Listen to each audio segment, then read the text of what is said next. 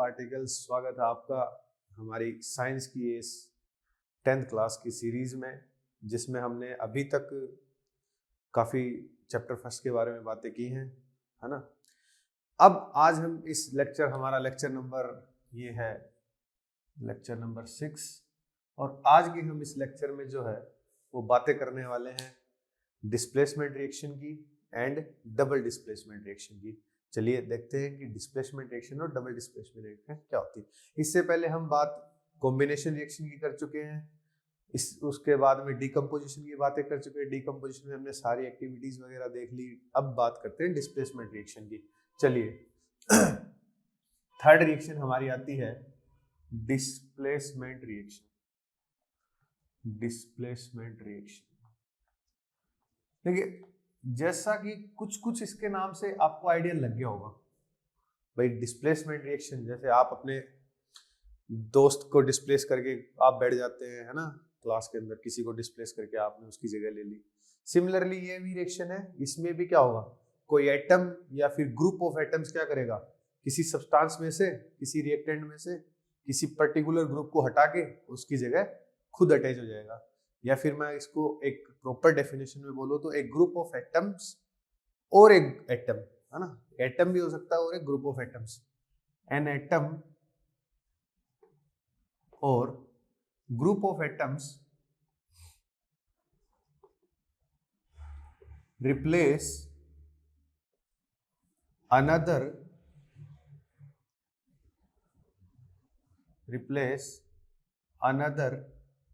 Atom और group of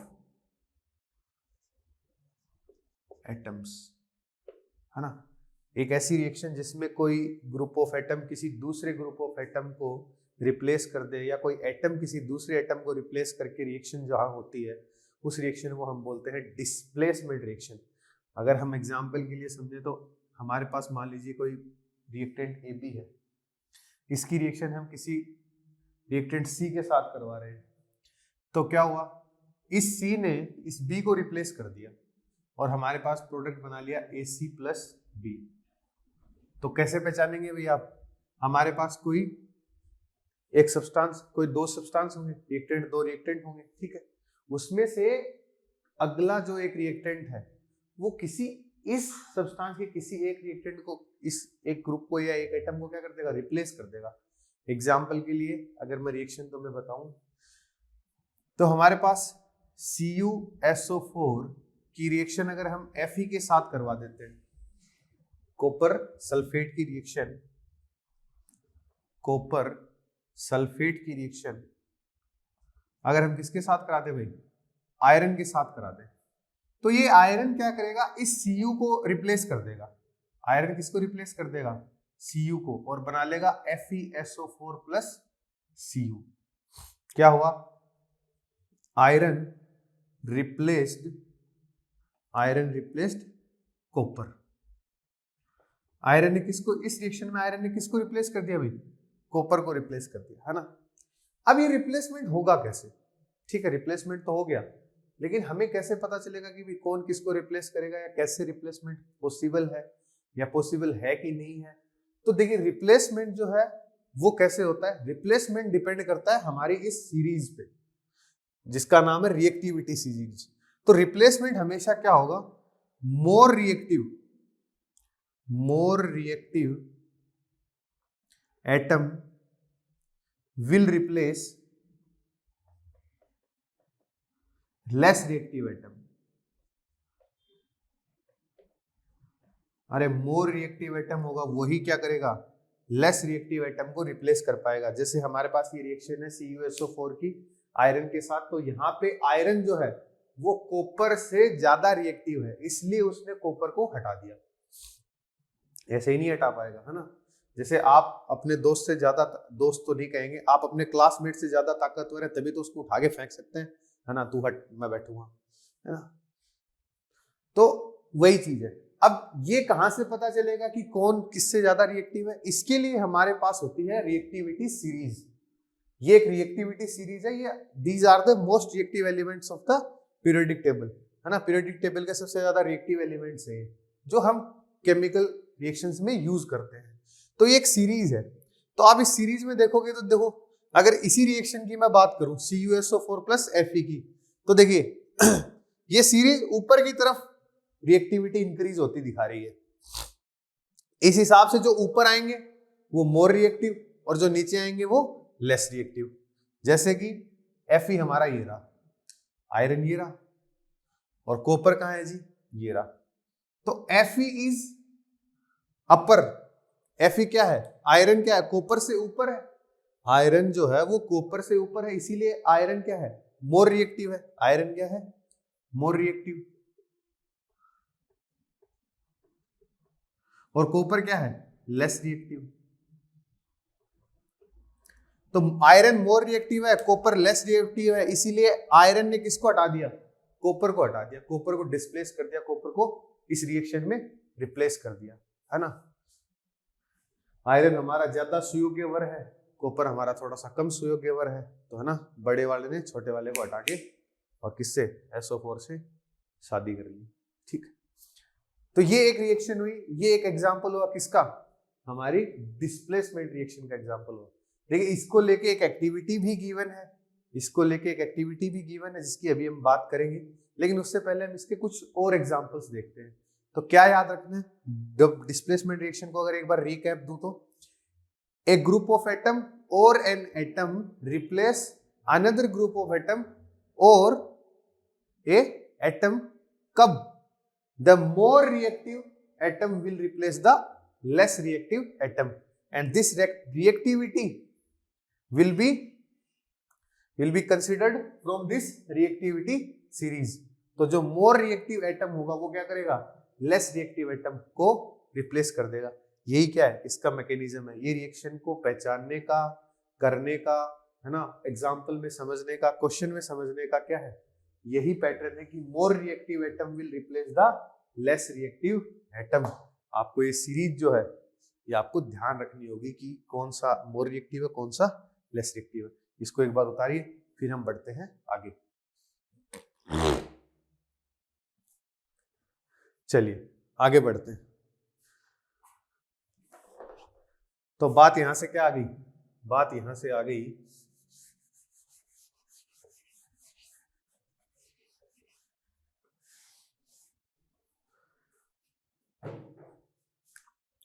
more reactive element or atom will replace less reactive atom or element। More reactive atom और element क्या करेगा, less reactive atom और element को replace कर देगा। यही हमारी क्या है, डिस्प्लेसमेंट रिएक्शन है। एक और एग्जांपल से अगर हम समझे तो हमारे पास गिवन है CuSO4 कॉपर सल्फेट। देखिए ये बहुत ही ना इंपॉर्टेंट है भाई, ये कॉपर सल्फेट इंपॉर्टेंट है, इसका नाम इंपॉर्टेंट है और इसका कलर ज्यादा इंपॉर्टेंट है। ये कैसा होता है, ब्लू कलर का होता है, ब्लू कलर सब्सटेंस है। कॉपर सल्फेट काफी कॉमनली यूज होता है, तो आप इसको ध्यान रखें, ठीक है। आगे अब आप साइंस लेते हैं तो केमिस्ट्री में अगर आप जाएंगे लैब में तो इसको आप ब्लू कलर से ही पहचानेंगे, है ना, ब्लू कलर का पाउडरी सब्सटेंस होगा कॉपर सल्फेट। तो अगर कॉपर सल्फेट की रिएक्शन मैं करा दूं किसके साथ, कॉपर सल्फेट एक्वस सॉल्यूशन की फॉर्म में है, और मैं रिएक्शन करा दूं Zn सॉलिड, है ना, जिंक के साथ, जिंक ग्रेन्यूल्स को अगर कॉपर के सॉल्यूशन में हम डाल दें तो क्या होगा। इस रिएक्शन को कैसे देखेंगे कि ये पॉसिबल है कि नहीं है, चलिए देखते हैं। किसके साथ रिएक्शन हो रही है, जिंक के साथ। किसकी हो रही है, कॉपर सल्फेट। कॉपर ये रहा, जिंक ये रहा, जिंक ऊपर आ रहा है, जिंक जो है कॉपर से क्या आ रहा है भाई, ऊपर आ रहा है। इसका मतलब जिंक क्या करेगा, कॉपर को रिप्लेस कर देगा। इसका मतलब जिंक क्या करेगा, कॉपर को रिप्लेस कर देगा। Zinc will replace copper, copper को हटा देगा। कॉपर क्या है, लेस रिएक्टिव है, कॉपर क्या है, कम योग्य है, कॉपर में वो काबिलियत नहीं है। तो जिंक क्या करेगा, कॉपर को हटा देगा और क्या बना लेगा, ZnSO4 और साथ में Cu, कॉपर निकल जाएगा। किसका सॉल्यूशन बन जाएगा, जिंक सल्फेट का सॉल्यूशन बन जाएगा। किसका सॉल्यूशन बन जाएगा भाई, जिंक सल्फेट का। देखिए कुछ 2 4 5 ही रिएक्शन है, बहुत ज्यादा रिएक्शन नहीं है। तो अगर कॉपर सल्फेट की रिएक्शन जिंक के साथ करवा दी जाए तो जिंक क्या करता है, zinc is more reactive than copper, that's why zinc replace copper and form the zinc sulphate solution. तो ये रिएक्शन आती है ऐसे ही, ठीक है। कोई रिएक्शन दे देगा, बोल देगा दिस रिएक्शन इज पॉसिबल और नॉट। अभी मैं एक क्वेश्चन करवाऊंगा, है ना।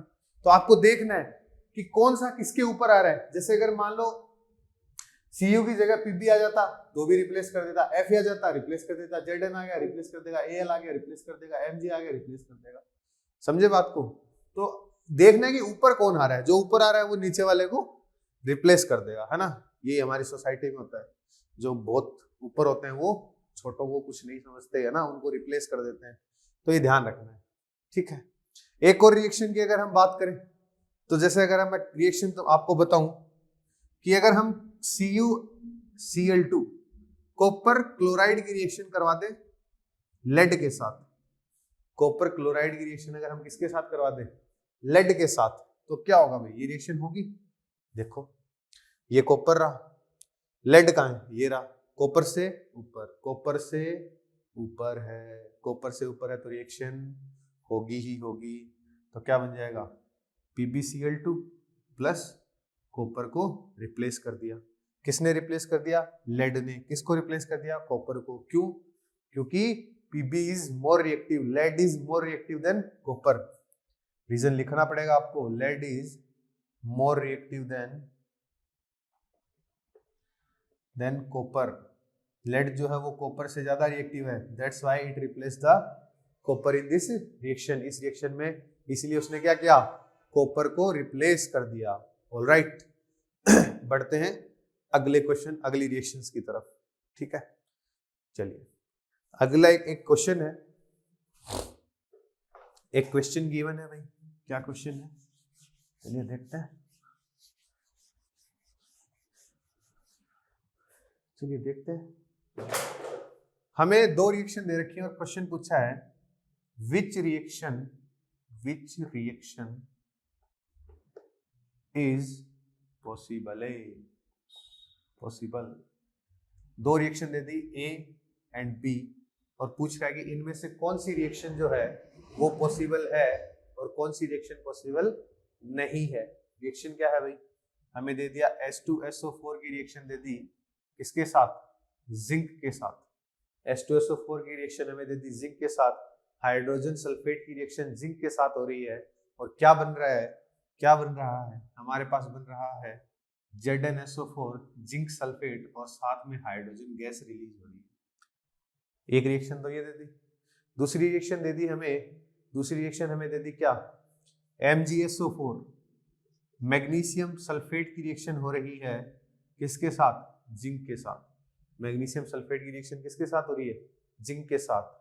और क्या बन रहा है, the reaction of magnesium sulphate with zinc gives the zinc sulphate and magnesium, ठीक है।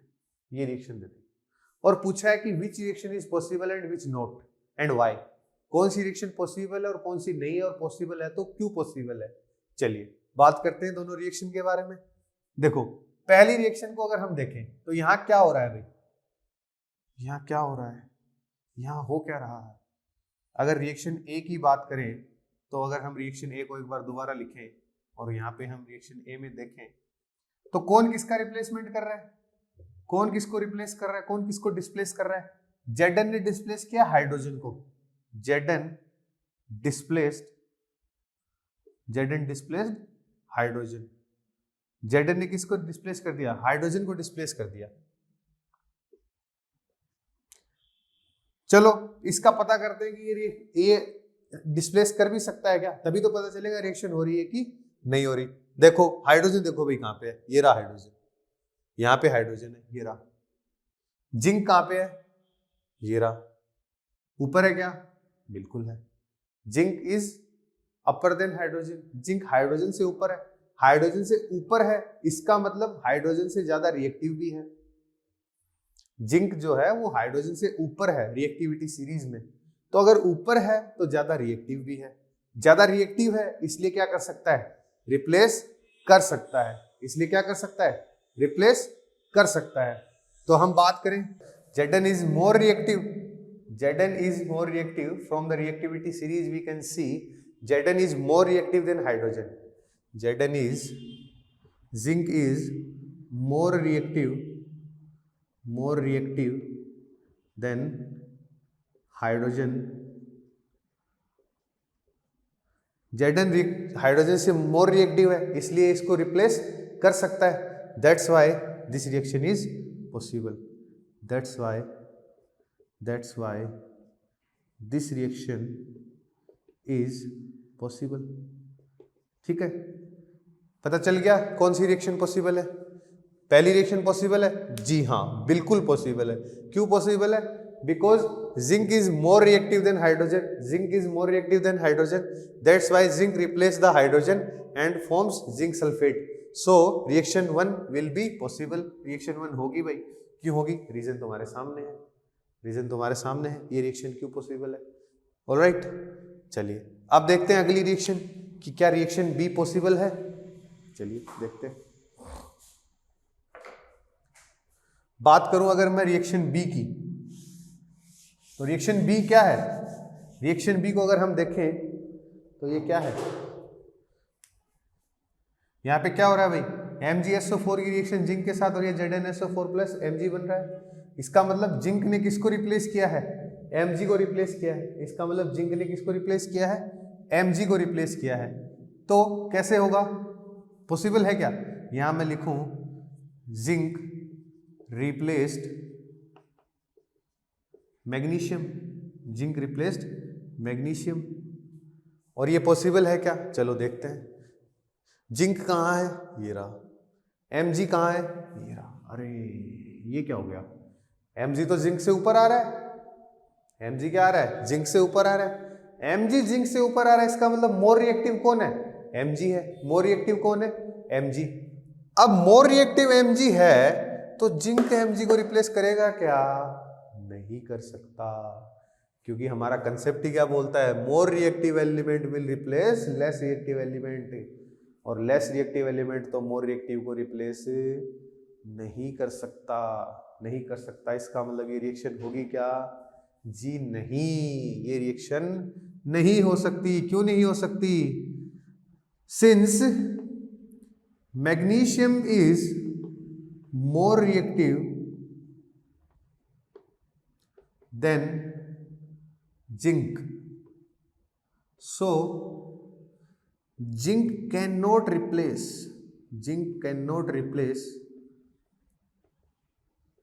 मैग्नीशियम.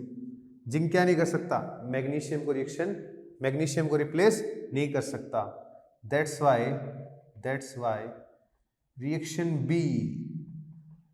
बी है हमारे पास. Reaction B is not possible. Reaction B क्या नहीं है? अरे पॉसिबल नहीं है. पॉसिबल नहीं है. क्यों पॉसिबल नहीं है? क्योंकि जिंक क्या है? लेस रिएक्टिव है. किससे?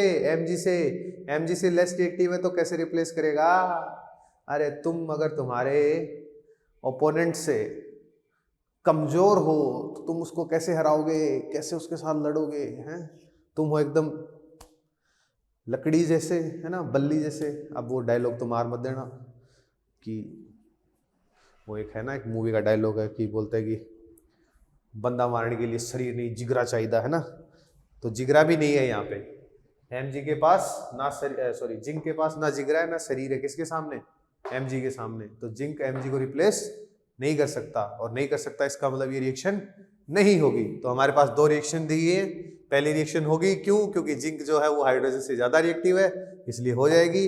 दूसरी रिएक्शन नहीं होगी. क्यों? क्योंकि जिंक जो है वो Mg से लेस रिएक्टिव है, इसलिए ये रिएक्शन पॉसिबल नहीं है.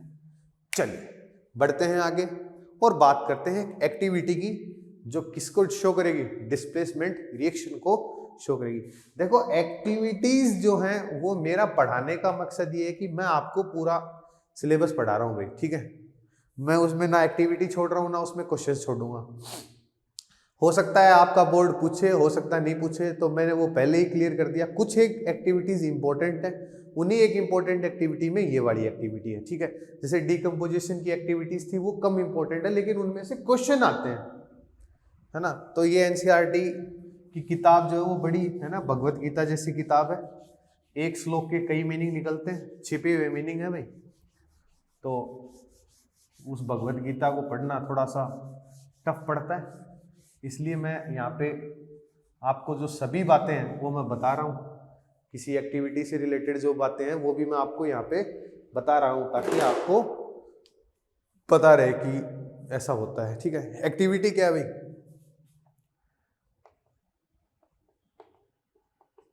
वही एक्टिविटी क्या है? डिस्प्लेसमेंट रिएक्शन को शो करने के लिए एक्टिविटी है। तो क्वेश्चन पूछ लेगा कि explain an activity to demonstrate the displacement reaction. Displacement reaction को डेमोन्स्ट्रेट करने के लिए एक एक्टिविटी बताओ भाई, दिखाओ, है ना। चलिए तो हम बात करते हैं आगे। ये एक्टिविटी है क्या भाई? हमें क्या लेना है? 2 टेस्ट ट्यूब लेनी है। क्या लेना है हमें? 2 टेस्ट ट्यूब लेनी है, ठीक है। 2 टेस्ट ट्यूब लेनी है। दोनों में हमें कॉपर सल्फेट का ब्लू सॉल्यूशन लेना है। देखो कलर इसलिए इंपॉर्टेंट है इसका, है ना। दोनों में हमने क्या लिया है? दोनों में हमने लिया है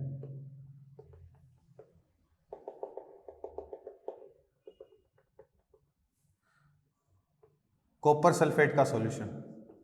क्या लिया है? Copper sulphate solution. किस कलर का है? ब्लू कलर का। एक ट्यूब में तो आपको कुछ नहीं करना, ब्लू कलर का सॉल्यूशन रखना है। दूसरी ट्यूब में आपको क्या करना है भाई?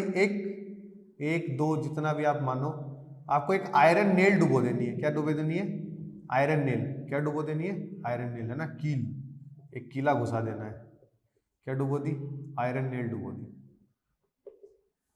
क्या किया? एक टेस्ट ट्यूब ली जिसमें हमने कॉपर सल्फेट का ब्लू सॉल्यूशन लिया, दूसरे में भी कॉपर सल्फेट का सॉल्यूशन है, लेकिन उसमें हमने आयरन नेल डुबो रखी है। तो क्या होगा? आयरन नेल जब हमने डुबो रखी है तो आफ्टर सम टाइम्स, है ना, ए फ्यू मोमेंट्स लेटर, ए फ्यू मोमेंट्स लेटर, वो आता है ना मीम्स में, ए फ्यू मोमेंट्स लेटर। तो ए फ्यू मोमेंट्स लेटर क्या होगा भाई? This blue colour solution will change into green colour solution. ये ब्लू सॉल्यूशन किस में चेंज हो जाएगा? ग्रीन सॉल्यूशन में चेंज हो जाएगा। ऐसा क्यों हुआ? And nail become brown. एक काम तो क्या होगा? Blue colour solution will change into green colour solution and nail become brown. आपकी जो कील है वो ब्राउन हो जाएगी और सॉल्यूशन है वो ग्रीन हो जाएगा। तो ऐसा क्यों हुआ? यही रिएक्शन है, यही एक्टिविटी है। तो देखो हमने क्या करा है भाई? कॉपर सल्फेट का सॉल्यूशन लिया, उसमें क्या डाला है? आयरन नेल डाला है। समझ पा रहे हो? नहीं समझ पा रहे? अभी समझाता हूं। तुमने क्या करा? तुमने लिया है यहाँ पे कॉपर सल्फेट का सॉल्यूशन, यहाँ लिख देता हूं। क्या लिया है? कॉपर सल्फेट का सॉल्यूशन। उसमें तुमने क्या डाला है? आयरन की नेल को डाला है। तुमने उसमें क्या डाला? आयरन की नेल को डाला। और कॉपर सल्फेट में अगर आयरन नेल डाला तो लाइफ झिंगा लाला नहीं, झिंगा लाला नहीं, ग्रीन हो गई लाइफ। कैसे हो गई? देखो देखो देखो, ये कॉपर, ये रहा आयरन, ये रहा iron is more reactive than copper. Iron क्या है? कॉपर से ज्यादा रिएक्टिव है। आयरन कॉपर से ज्यादा रिएक्टिव है। आयरन कॉपर से ज्यादा स्ट्रॉन्ग है। तो आयरन कॉपर को क्या करेगा? आयरन कॉपर को रिप्लेस करेगा और क्या बना लेगा? FeSO4 solution. और साथ में क्या चला जाएगा? कॉपर। कॉपर अलग हो गया, कॉपर अलग हो गया। अरे कैसे हुआ पता चला? भाई तुमने क्या करा? कॉपर सल्फेट के सॉल्यूशन में आयरन नेल डाला, तो आयरन जो उस आयरन नेल का जो आयरन है, the iron of the iron nail reacts with the copper sulphate solution and replace the copper from the copper sulphate. That is why this blue colour solution change into green colour solution. ये blue colour का solution किसमें change हो जाता है? Green colour के solution में। और nail brown क्यों हो गई? क्योंकि जो कॉपर निकला है वो कुछ कुछ कॉपर किस पे लग जाता है? उस आयरन नेल पर। तो ये जो ब्राउन कलर आया ये किधर से आया? ये ब्राउन कलर तुम्हारा आया कॉपर से। तो ये है डिस्प्लेसमेंट रिएक्शन का डेमोन्स्ट्रेशन, ठीक है। इसको लिखना वैसे ही है जैसे मैंने पहले डिस्कस करा है। पर्पस या ऑब्जेक्ट क्या है? To demonstrate the displacement reaction. फिर प्रोसीजर लिखना है, प्रोसीजर में लिखोगे we will took 2 test tubes and in both test tube we will take copper sulphate blue solution and 1 test tube we will dip a iron nail, एक iron nail को डुबोएंगे, we will dip a iron nail and after some times a few moments later क्या होगा, this blue colour will change into green solution, this blue colour will change into green solution. तो यहाँ पे क्या हुआ है, द कंक्लूजन क्या आया है, the copper sulphate reacted with ferrous iron and the iron is more reactive then the copper. Iron क्या है, कॉपर से ज्यादा रिएक्टिव है, कॉपर से ज्यादा रिएक्टिव, इसलिए इसने क्या किया, कॉपर को सॉल्यूशन में रिप्लेस कर दिया, और सॉल्यूशन को रिप्लेस कर दिया इसलिए सॉल्यूशन कैसा हो गया, ग्रीन हो गया। और जो हमारा कॉपर था वो किस पे चला गया, नेल पे चला गया, नेल पे चला गया इसलिए कैसी हो गई नेल, ब्राउन हो गई, इसीलिए नेल कैसी हो गई, ब्राउन हो गई। और ब्राउन कलर दे है ना, मुंडे पटते नहीं सारे तेरे टाउन दे, कुड़िया ने तेरे ब्राउन रंग ने, तो इस ब्राउन रंग ने क्या करा, 10th के बच्चों की जिंदगी खराब कर दी, अच्छी करती है ना। यहाँ पढ़ोगे तभी आगे पढ़ोगे, यहाँ पढ़ोगे तभी आगे बढ़ोगे। चलिए तो ये बात हुई डिस्प्लेसमेंट रिएक्शन की। एक बार दोबारा रिकैप ले लें, क्या होगा, जो मोर रिएक्टिव एलिमेंट है वो क्या करेगा, लेस रिएक्टिव एलिमेंट को रिप्लेस कर देगा। यही इसको पहचानने का तरीका है, यही इसको पहचानने का तरीका है, the more reactive element will replace the less reactive element. अब इसमें क्वेश्चन है, ठीक है, इन टेक्स्ट आई गेस एक क्वेश्चन है, उस क्वेश्चन को भी यही डिस्कस कर दे रहा हूं मैं, ठीक है। क्या क्वेश्चन है, इसको मैं रब कर दे रहा हूं, डिस्प्लेसमेंट का ही क्वेश्चन है। चलिए बात करते हैं क्वेश्चन की। मैं क्वेश्चन पढ़ देता हूं भाई, मैं क्वेश्चन पढ़ देता हूं क्योंकि बहुत बड़ा क्वेश्चन है, लिखूंगा तो यहाँ पे टाइम वेस्ट होगा। क्वेश्चन हमारे पास है, in the refining of silver, silver की रिफाइनिंग में in the refining of silver the recovery of silver from silver nitrate solution involves displacement reaction. चलो मैं लिख ही देता हूं, छोड़ो। इन रिफाइनिंग ऑफ सिल्वर, किसको कर रहे हैं रिफाइन भाई, सिल्वर को रिफाइन कर रहे हैं। In refining of silver the recovery of silver from, question है, from silver nitrate, the recovery of silver from silver nitrate involves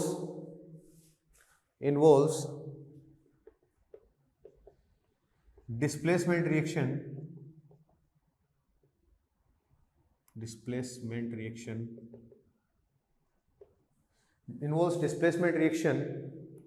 by copper metal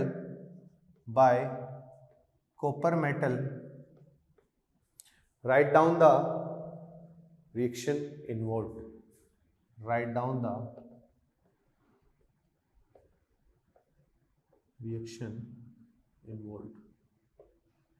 देखो वैसे तो हम 3rd चैप्टर में जो ये है एक्सक्रेशन ऑफ मेटल्स है, इसको देखेंगे कि एक्सट्रैक्शन ऑफ मेटल्स है ना, मेटल्स को कैसे निकालते हैं। मेटल देखो जैसे हमारे पास आयरन है, वो सिर्फ आयरन की फॉर्म में नहीं मिलता है ना, वो किसी सोल्ट की फॉर्म में मिलता है, उसको फिर हम साफ सुथरा करके आयरन निकालते हैं। ऐसे सिल्वर है, ऐसे गोल्ड है, तो ये कभी भी प्योर फॉर्म में नहीं मिलते, हमें ये किसकी फॉर्म में मिलते हैं, ऑक्साइड्स की फॉर्म में मिलते हैं, है ना, या किसी सोल्ट की फॉर्म में मिलते हैं, ठीक है। तो जो रिफाइनिंग ऑफ सिल्वर है, सिल्वर को रिफाइन किया जा रहा है, सिल्वर को हमें एक्सट्रैक्ट कर रहे हैं, किसके सॉल्यूशन से एक्सट्रैक्ट कर रहे हैं, सिल्वर नाइट्रेट के सॉल्यूशन से एक्सट्रैक्ट कर रहे हैं, किसको, सिल्वर को। और ये रिएक्शन क्या इन्वॉल्व करती है, एक डिस्प्लेसमेंट रिएक्शन इन्वॉल्व करती है। किसका डिस्प्लेसमेंट किससे हो रहा है भाई, बोल रहे हैं displacement reaction by copper metal. कौन है डिस्प्लेसमेंट एजेंट, कौन है डिस्प्लेसिंग एजेंट, कौन है, कॉपर। कॉपर डिस्प्लेस कर रहा है कि ठीक है, write down the reaction involve. तो हमें वो रिएक्शन बतानी है कि सिल्वर की रिफाइनिंग में कॉपर का डिस्प्लेसमेंट कैसे हो रहा है, क्या कैसे हम कॉपर को यूज कर रहे हैं। तो देखो बेटा वो रिएक्शन कैसे होगी, मेरे प्यारे प्यारे पार्टिकल्स, मेरे चमकते सितारों, देखो हमारे पास सॉल्यूशन है किसका, सिल्वर नाइट्रेट का। किसका सॉल्यूशन है, हमारे पास सॉल्यूशन है सिल्वर नाइट्रेट का। सिल्वर नाइट्रेट का हमारे पास सॉल्यूशन है AgNO3, ट्वाइस आएगा क्या, AgNO3 नहीं, AgNO3 आएगा, ट्वाइस क्यों आएगा, 2 होता है इसका। तो हमारे पास AgNO3 की रिएक्शन है, सिल्वर नाइट्रेट की रिएक्शन है, किसके साथ है, NO3 की रिएक्शन है हमारे पास कॉपर के साथ, किसके साथ है? कॉपर मेटल के साथ, यही है भाई सिल्वर नाइट्रेट। सिल्वर नाइट्रेट की रिएक्शन किसके साथ है? कॉपर मेटल के साथ। किसके साथ है? कॉपर मेटल के साथ। तो देखो डिस्प्लेसमेंट रिएक्शन बोल रहा है, कैसे होगी डिस्प्लेसमेंट? देखो Ag कहाँ है? Ag OG, ये तो बहुत नीचे है, ये तो बहुत नीचे है। कॉपर कहाँ है? कॉपर कहाँ है? ये रहा, Ag के ऊपर कॉपर है।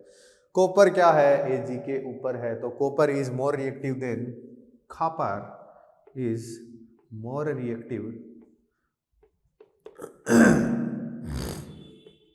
Copper is more reactive then Ag।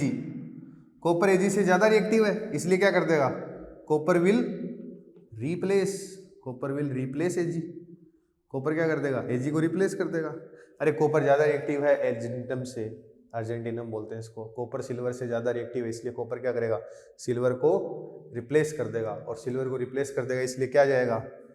ये इसको हटा देगा, हटा देगा, हटा देगा, तो क्या जाएगा? CuNO3। क्या जाएगा भाई? CuNO3 ट्वाइस, CuNO3 का ट्वाइस, और साथ में ये सॉल्यूशन एक्वस बन जाएगा, और साथ में Ag सॉलिड, साथ में क्या होगा? Ag solid अर्जेंटिनम।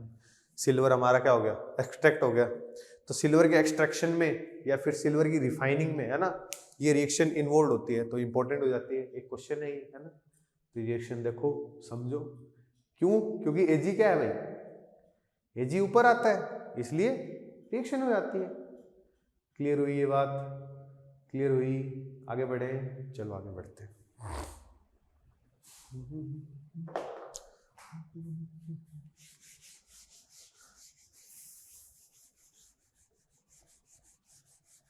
एक क्वेश्चन और है, ठीक है, ये क्वेश्चन तो तुम कर ही लोगे। क्वेश्चन बोलता है कि why does the colour of copper sulphate solution change into, why does the colour of copper sulphate solution change when iron nail is dipped into it. हम कॉपर सल्फेट के सॉल्यूशन में जब आयरन नेल को dip करते हैं तो इसका colour change क्यों हो जाता है? तो ये मैं आपको अभी अभी बता चुका हूं क्यों हो जाता है भाई। कॉपर सल्फेट CuSO4 की रिएक्शन आयरन के साथ होती है।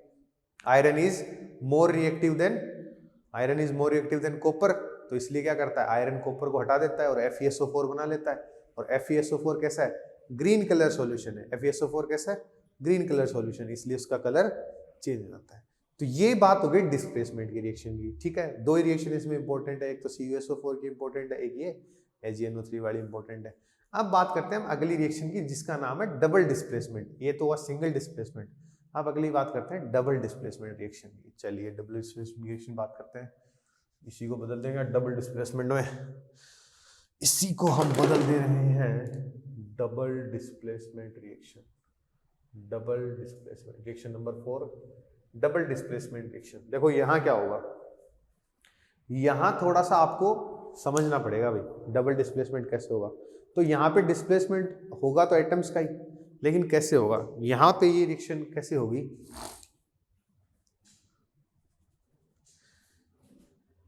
ए रिएक्शन इन विच रिएक्टेंट्स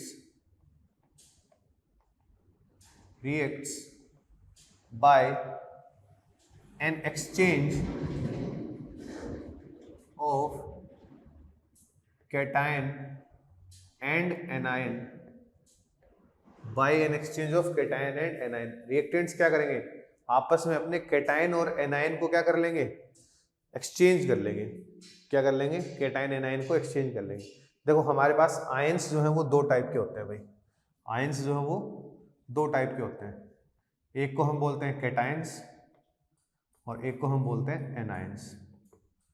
अब देखो इनमें क्या डिफरेंस है। एनायंस, कैटायंस तो होते हैं जो पॉजिटिव होते हैं, पॉजिटिव आयंस को क्या बोलते हैं? एनायंस, या सॉरी कैटायंस। पॉजिटिव आयंस को कैटायंस बोलते हैं। जैसे हमारे पास H+ है तो कैसा है? पॉजिटिव है, इसलिए कैटायन बोलेंगे, ठीक है। हमारे पास Al3+ है, एनायन कैटायन है, ठीक। इसी प्रकार एनायन किसको बोलेंगे भाई? जिनके पास नेगेटिव चार्ज हो, तो जो नेगेटिव आयंस होते हैं उनको हम बोलते हैं एनायंस, है ना, उनको हम क्या बोलते हैं एनायंस। जैसे Cu3 2 माइनस है, एनायन है, ठीक है।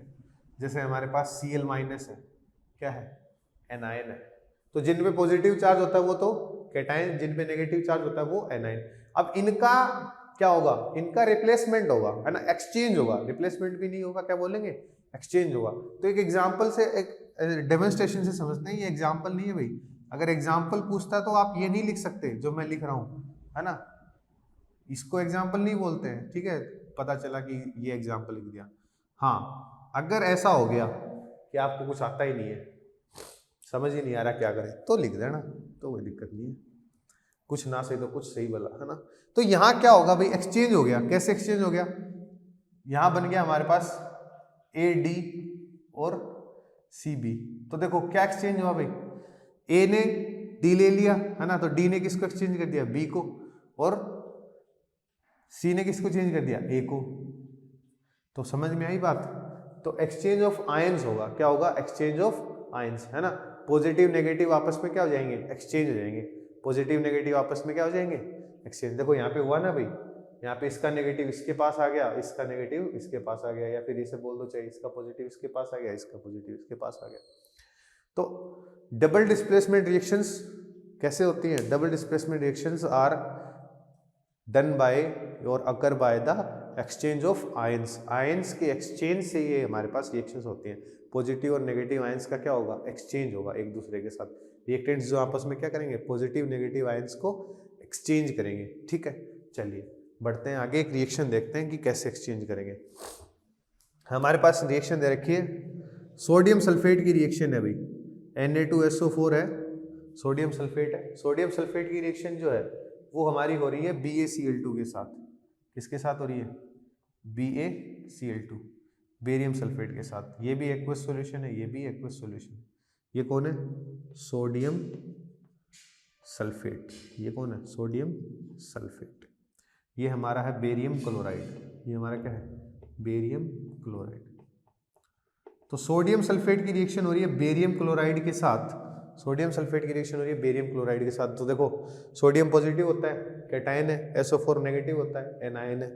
बेरियम पॉजिटिव होता है, कैटायन है, क्लोरीन नेगेटिव होता है, एनायन है, ठीक है। क्या होगा, एक्सचेंज ऑफ आयंस होगा। क्या होगा, एक्सचेंज ऑफ आयंस। पॉजिटिव उधर जाएंगे, नेगेटिव इधर आएंगे, पॉजिटिव उधर जाएंगे, नेगेटिव इधर आएंगे, ठीक है। तो क्या होगा, यहाँ पे हमारे पास बनेगा BaSO4 plus NaCl solution, aqueous. NaCl का एक्वस सॉल्यूशन बनेगा, और BaSO4 जो है वो हमारे पास सॉलिड फॉर्म में क्या होगा, कंटेनर के बॉटम पे जमा हो जाएगा। तो देखो ये डाउन एरो, अगर देखो अप एरो बनाते हैं तो अप एरो तो बताता है गैस को कि गैस रिलीज हुई है, गैस चली गई एटमॉस्फेयर में। और डाउन एरो का मतलब है ये किसने क्या बनाया, प्रेसिपिटेट बनाया, PPT जिसको बोलते हैं ना। तो इसने व्हाइट प्रेसिपिटेट बनाया, इसलिए क्या हो गया, सेटल डाउन हो गया। ये क्या है, बेरियम सल्फेट का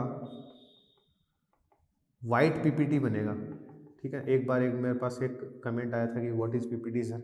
तो PPT मतलब प्रेसिपिटेट, है ना। तो व्हाइट कलर का PPT जमे, मतलब हमारे पास बीकर के नीचे जमा हो जाएगा। जैसे हमने एक एक्टिविटी वहां पे पढ़ी थी, अगर हम क्या करें, लेड नाइट्रेट में किसको मिला दें, पोटेशियम आयोडाइड को मिला दें, तो हमारे पास येलो PPT मिलती है, येलो प्रेसिपिटेट मिलता है ना। उसके बॉटम पे, फ्लास्क के बॉटम पे हमें येलो कलर का एक इनसोल्यूबल सब्सटेंस मिलता है, उसे PPT बोलते हैं, ठीक है। तो वही PPT है, ठीक है। तो ये रिएक्शन जब होगी तो देखो क्या हुआ, बेरियम पॉजिटिव, ये सल्फेट नेगेटिव। तो देखो बेरियम इधर आ गया, सोडियम इधर चला गया, तो पॉजिटिव नेगेटिव का क्या हो गया, रिप्लेसमेंट हो गया, चेंजमेंट हो गया। ये हमारी डबल डिस्प्लेसमेंट रिएक्शन है, ठीक है। अब देखो यहाँ एक रिएक्शन का और टाइप आ जाता है। जैसे हमने डीकम्पोजिशन रिएक्शन और कॉम्बिनेशन रिएक्शन के टाइम पे एक टाइप देखा था, and reactions based on heat, है ना, एंडोथर्मिक एंड एक्सोथर्मिक रिएक्शंस। ठीक उसी प्रकार इनका भी एक टाइप आ जाता है, इन रिएक्शन को जिनमें प्रेसिपिटेट बनता है। जैसे एक रिएक्शन तो ये है, किसकी रिएक्शन, जब सोडियम सल्फेट की रिएक्शन बेरियम क्लोराइड के साथ होती है। When sodium sulphate reacts with barium chloride, it gives barium sulphate and solution of sodium chloride, है ना। तो यहाँ जो ये बेरियम सल्फेट बना, व्हाइट कलर PPT इनसोल्यूबल, ये क्या है, ये हमारे पास एक प्रेसिपिटेशन रिएक्शन का एग्जांपल है। कौन सी रिएक्शन का एग्जांपल है? प्रेसिपिटेशन रिएक्शन का एग्जांपल है ना। कैसे है ये प्रेसिपिटेशन रिएक्शन, क्या होती है, अभी हम इसी में जस्ट डिस्कस करेंगे। तो ये बात समझ में आई। तो डबल डिस्प्लेसमेंट रिएक्शन कैसे होती है? Bye the exchange of ions. Ions का एक्सचेंज होके क्या होती है? डबल डिस्प्लेसमेंट रिएक्शन होती है। तो इसको यहाँ से लिख लो, लिखने की इच्छा तो नहीं, इच्छा तो रहने दो। चलो अब आगे बढ़ते हैं कि डबल प्रेसिपिटेशन रिएक्शन क्या होती है, फिर इसकी एक और एग्जांपल हम आगे देखते हैं, ठीक है। इसको रहने देता हूँ मैं, ये भी एक प्रेसिपिटेशन रिएक्शन का ही एग्जांपल है।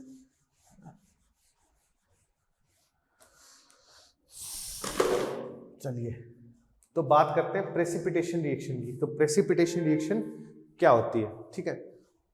बात करते हैं प्रेसिपिटेशन रिएक्शन की।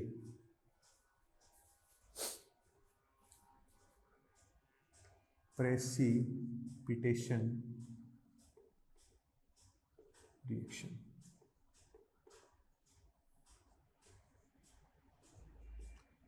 तो वैसे तो आप समझ ही गए प्रेसिपिटेशन रिएक्शन का मतलब क्या, जिसमें पीपीटी बने, जिसमें प्रेसिपिटेट बने, वो रिएक्शन क्या होती है? प्रेसिपिटेशन रिएक्शन होती है ना।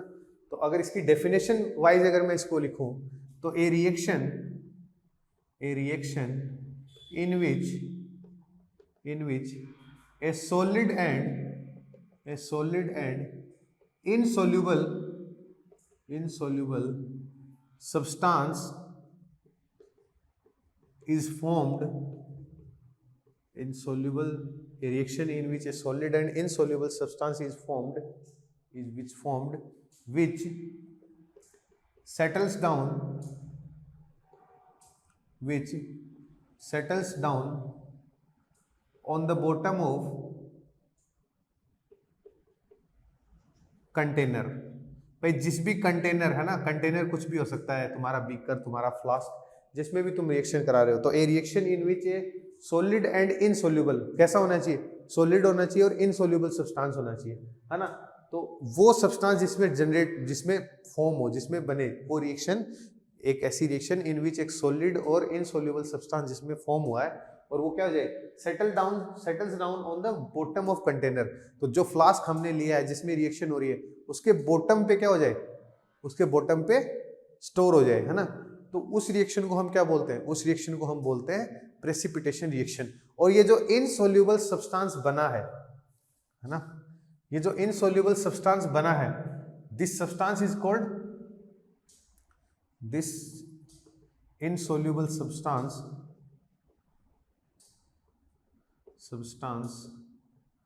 is called precipitate। इसको क्या बोलते हैं? प्रेसिपिटेट बोलते हैं। शॉर्ट फॉर्म में इसको पीपीटी भी लिख देते हैं, भाई याद रखना है ना। शॉर्ट फॉर्म में आपको क्या लिखा हुआ दिख सकता है? पीपीटी लिखा हुआ दिख सकता है। ऑलराइट, तो एक रिएक्शन की बात और कर लेते हैं। तो हमने स्टार्टिंग में एक रिएक्शन करी थी भाई, बहुत स्टार्टिंग में, जब हम केमिकल रिएक्शंस को पढ़ रहे थे कि केमिकल रिएक्शन होती क्या है ना।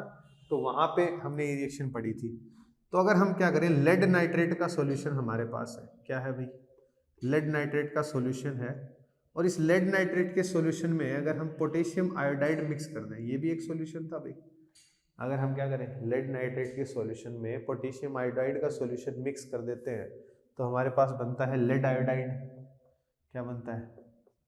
लेड आयोडाइड बनता है। क्या बनता है? लेड आयोडाइड बनता है। और साथ में बनता है हमारे पास पोटेशियम नाइट्रेट। क्या बनता है? Lead iodide and potassium nitrate. तो ये पोटेशियम नाइट्रेट तो एक्वस सॉल्यूशन बनता है, और लेड आयोडाइड जो है वो बनता है सॉलिड। कैसा बनता है? सॉलिड। और ये एरो का मतलब ये पीपीटी बन रही है। कैसी पीपीटी? ये येलो कलर की पीपीटी बनती है, ठीक है। ये येलो कलर की पीपीटी बनती है जब लेड नाइट्रेट की रिएक्शन आप किसके साथ कराएंगे? पोटेशियम आयोडाइड के साथ कराएंगे। तो हमारे पास पोटेशियम लेड आयोडाइड की एक येलो पीपीटी मिलती है, एक इनसोल्यूबल सब्सटेंस मिलता है, जो हमारे फ्लास्क, जो हमने रिएक्शन जिसमें हम करा रहे हैं, बीकर में करा रहे हैं, फ्लास्क में करा रहे हैं, तो उसके किस पे? बॉटम पे ये सेटल डाउन हो जाता है, स्टोर हो जाता है, ठीक है। तो ये जो रिएक्शन है ना, इस रिएक्शन को क्या बोलते हैं? प्रेसिपिटेशन रिएक्शन बोलते हैं, और दूसरा एक इसका एग्जाम्पल है डबल डिस्प्लेसमेंट रिएक्शन का एग्जाम्पल भी ये है। ठीक है, तो यहाँ तक आपका चैप्टर जो है 4 टाइप ऑफ रिएक्शन आपने पढ़ ली। एक लास्ट टाइप ऑफ रिएक्शन बचा है जिसका नाम है रेडॉक्स रिएक्शन, जिसमें हम ऑक्सीडेशन रिएक्शन पढ़ेंगे और साथ में हम उसमें रिडक्शन रिएक्शन पढ़ेंगे। 2 टाइप की रिएक्शन है, और 2 टॉपिक और बच गए, कोरोजन एंड रेंसिडिटी। ठीक है, तो अगले वीडियो लेक्चर में ये चैप्टर जो है आपका मैं फिनिश कर दूंगा। तब तक के लिए स्वस्थ रहिए, मस्त रहिए। कोई डाउट अगर आपको आता है तो आप मेरे तक रीच आउट कर सकते हैं। मैंने इंस्टाग्राम हैंडल भी दिया हुआ है और मैंने अपना कॉन्टैक्ट भी दिया हुआ है। ठीक है, तो आप किसी भी तरीके से मेरे तक रीच आउट कर सकते हैं। तब तक के लिए पढ़ते रहिए। Thank you, bye bye, take care.